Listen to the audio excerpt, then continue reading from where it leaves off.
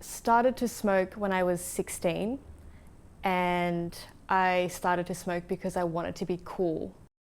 Smoking is something that became very much enmeshed with my identity as a devil-may-care sort of person, and I held on to it with such a viciousness. It was something that I used to define my whole self. As a teenager, I started smoking maybe 5 to 10 cigarettes a day, and by the time I was about 20 years old, I was smoking 40 to 50 a day. Quitting smoking is something I thought I could never do, just because I was such an intense and dedicated smoker.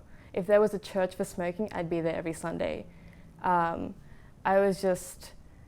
If anybody even suggested that I quit smoking, I would light a cigarette in protest, which is very much a teenage thing to do, but I carried this well into my 20s.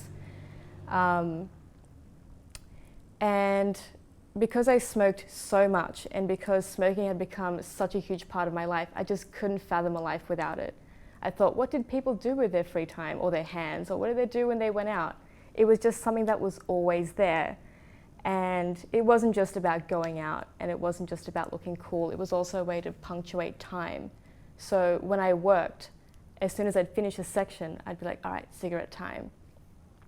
Or if I had to make an important phone call, it would be cigarette time. Before bed, cigarette time. Waking up, cigarette time. I'm sad, cigarette time. I'm happy, cigarette time to celebrate. So for any occasion, there was a cigarette. And I felt like if I'd taken that out of my life, I would have not very much to celebrate or not very much to make me feel better. But I didn't really realize until I actually quit smoking that smoking was introducing more stress into my life and giving me more anxiety, because I always had to be aware of this other thing that I had to do. One day a friend of mine who was also a massive chain smoker told me that she'd quit and had quit for a month. And I said, how did you do it, Susie? How did you quit smoking? You. And she was like, it's really easy. You just have to hate it. I was like, how can anybody who had smoked or who was a smoker hate smoking? How is this a thing that can happen? How could I hate something that I so love? And so I started paying attention to the negative aspects of it. Not so much the health risks, because they were very abstract, didn't seem really applicable to my life.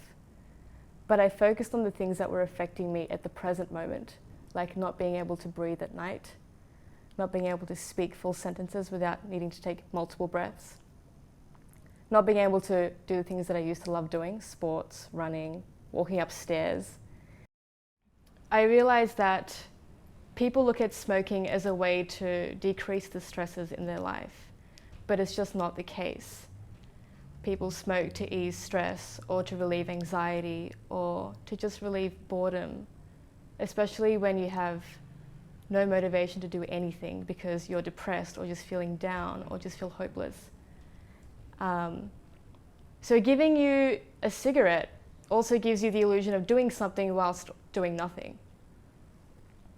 And I think that's a very powerful thing, because it allows you to dig yourself this trench where you can walk up and down, pretending you're doing something, pretending that you're functioning, but you're not doing anything except killing yourself.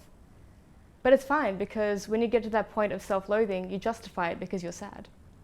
And that's essentially what I did. You don't actually need cigarettes. They create an illusion for you. They create an illusion of strength and of control, but those things don't actually exist.